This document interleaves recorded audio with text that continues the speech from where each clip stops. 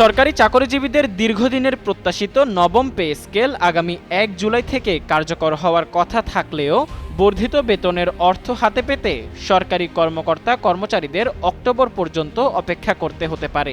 একই সঙ্গে নতুন বেতন কাঠামোতে মূল বেতন সর্বোচ্চ ৫০% পর্যন্ত বাড়ানো হলেও বর্তমানে চালু থাকা ১০ থেকে ১৫% বিশেষ সুবিধা বা ইনসেনটিভ বাতিল করা হচ্ছে।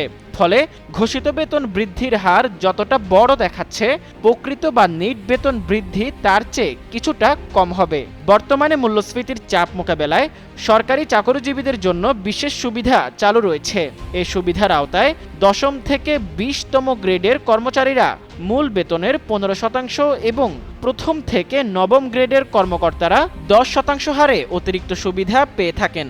অর্থ মন্ত্রণালয় সূত্র জানায়, নবম পে স্কেল কার্যকর হলে এই বিশেষ সুবিধা পৃথকভাবে আর দেয়া হবে না, বরং তা নতুন মূল বেতনের সঙ্গে সমন্বয় করা হবে। ফলে কাগজে কলমে মূল বেতন ৫০% পর্যন্ত বাড়লেও প্রকৃত বা নিট বেতন বৃদ্ধির হার হবে তুলনামূলক কম।